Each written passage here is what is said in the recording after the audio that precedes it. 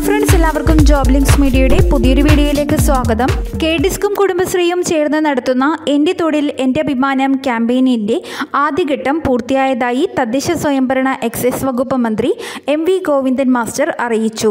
തൃക്കാക്കര ഉപതെരഞ്ഞെടുപ്പ് മൂലം മാറ്റിവെച്ച എറണാകുളത്തെ സർവേ വ്യാഴാഴ്ചയാണ് പൂർത്തിയായത്. സംസ്ഥാനത്താകെ രജിസ്റ്റർ ചെയ്തത് 53,42,094 തൊഴിലന്വേഷകരാണ്.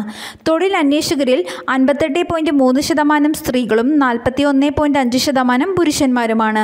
3578 ട്രാൻസ്ജെൻഡർ വിഭാഗത്തിൽപ്പെട്ടവരും പട്ടികയിലുണ്ട്. 81,12,268 വീടുകളിലെത്തി കുടുംബശ്രീ വോളണ്ടിയർമാർ വിവരങ്ങൾ തേടിയിട്ടുണ്ട്. 79,647 കുടുംബശ്രീ പ്രവർത്തകരാണ് സർവേക്ക് നേതൃത്വം നൽകിയത്.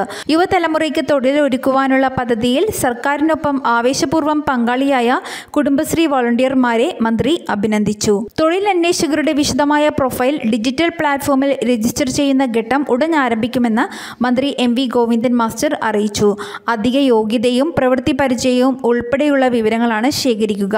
തൊഴിൽ സർവേയിൽ നിലവിൽ രജിസ്റ്റർ ചെയ്തവരുടെ അടുത്തെത്തി കുടുംബശ്രീ വോളണ്ടിയർമാർ ഈ വിവരം തേടും. 40 വയസ്സിൽ താഴെയുള്ള ബിരുദധാരികളായ തൊഴിലന്വേഷകരുടെ വിവരം ജൂലൈ 31-നകം പൂർണ്ണമായി അപ്ഡേറ്റ് ചെയ്യുവാനാണ് ആദ്യം ലക്ഷ്യമിടുന്നതെന്നും മന്ത്രി വ്യക്തമാക്കി. കെ-ഡിസ്കിന്റെ ഡിജിറ്റൽ വർക്ക് ഫോഴ്സ് മാനേജ്മെന്റ് സിസ്റ്റമാണ് വിവരശേഖരണത്തിനുള്ള ആപ്പാക്കി മാറ്റുന്നത്. അധിക യോഗ്യത, പ്രവൃത്തി പരിചയം, അഭിരുചി, നൈപുണ്യം എന്നിവയോടൊപ്പം പ്രതീക്ഷിക്കുന്ന ശമ്പളവും രേഖപ്പെടുത്തുവാൻ കഴിയുന്ന രീതിയിലാകും ആപ്പിന്റെ രൂപകൽപ്പന. ഡിജിറ്റൽ സർവകലാശാലയാണ് ആപ്പ് തയ്യാറാക്കുന്നത്.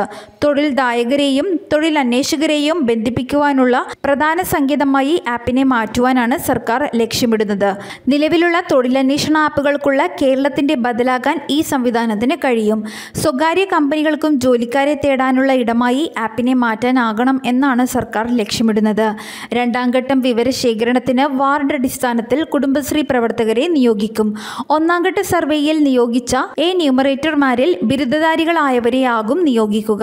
ഇവർക്ക് ആവശ്യമായ പരിശീലനം ജൂലൈ 4-ന് ശേഷം നൽകുമെന്നും മന്ത്രി അറിയിച്ചു. ഇതിന്റെ കൂടുതൽ വിവരങ്ങൾ ഔദ്യോഗികമായി വരുമ്പോൾ തന്നെ നിങ്ങളെ അറിയിക്കുന്നതാണ്. ചാനൽ എല്ലാവരും സബ്സ്ക്രൈബ് ചെയ്തു വയ്ക്കുക. മറ്റൊരു തൊഴിൽ ഇൻഫോർമേഷൻ വീഡിയോയുമായി വീണ്ടും കാണാം.